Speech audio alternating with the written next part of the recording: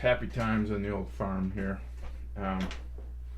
Having all kinds of trouble with your old Apple devices. One is that my FireWire camera won't work with half of it, and my computer, which has FireWire input and is an Intel, fairly modern one, 2012, but runs the latest software. Doesn't work. Okay, so here I am. I'm going to do a screen recording, and we're going to try and figure this out. I have here. Let's see. Okay. Okay. Right. So I'm going to go over a little thing here that I've been having an issue with.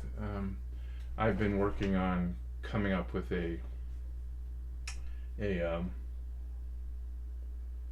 kind of a live performance setup in Logic, and you know that there's main stages of software they sell for that, but Logic has been promoted for years as being able or capable of this. And before they came out with main stage, they developed Logic to do this, and it still has those features in it to some degree. And so what it has for live performances, it has aux-ins, which in their original form, I think, which they came out in 2000, this Logic 7, were for live processing of performances. So you have a live input and you're processing it now. I set up some aux inputs, and I set up some presets on those aux inputs to change for live performances of guitar input stuff. And if you'll see here, it's working. I think you can see. Let's see if I get this to work. No. Oh, there it goes. Okay. Yeah, it's changing to different presets there. You can see that. Yeah. Which is all great. So when you go into this and you want to make a performance, you have your setup, whatever it is. In this case, it's guitar processing stuff. You go in and you say save as performance. Now here's the problem that occurs with this. And if you look at that, you can see it looks like you can choose your program number. Well, that doesn't work. What happens is it takes the next available open one, the lowest next available open one, and assigns it to that one. So if you need to, who's going to get everything perfectly configured in sequential order? You need to be able to adapt that and change it. So if you were doing this, you just keep creating these presets. And the thing is it won't allow you to overwrite them either. You can go in and it'll try to overwrite them. Let's see what I get here. Well, it saved it. I think what it did was when I choose a number that I already had, it tries to overwrite them. Now I just saved that, but it tries to overwrite them, and it actually doesn't. It creates another one, so it becomes an incredible mess. Now there's a way to fix it, but it's extremely disappointing that you were in this situation with such a highly developed piece of software that they, promote for live performance. And like I said, this is goofy as heck. So I'm going to go into this. This saves it to a performance folder. So I'm going to go into this folder here. And you see there, it saved it as number 2. Like I said, so I can delete it here, or you can change the number and it will respond. So I could change that to 010 and it will respond to that. But it just, like I said, it becomes a mess. You can't overwrite. If you're trying to change a new one, you have to go in there.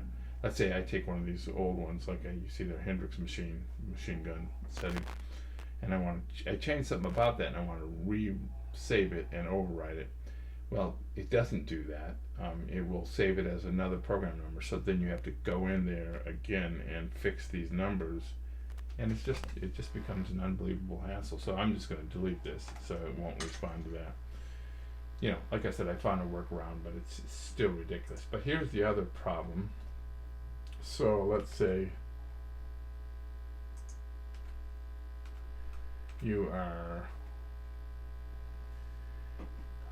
as I said, I'm using the Oxus, which were originally for live input, and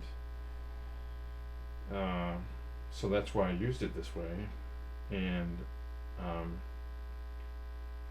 what I found out is that after you save this, it doesn't trigger a change on the aux. If you don't do something else, it will trigger it on a regular audio input channel, and it isn't even predictable which one it'll do. I think it is the focus track.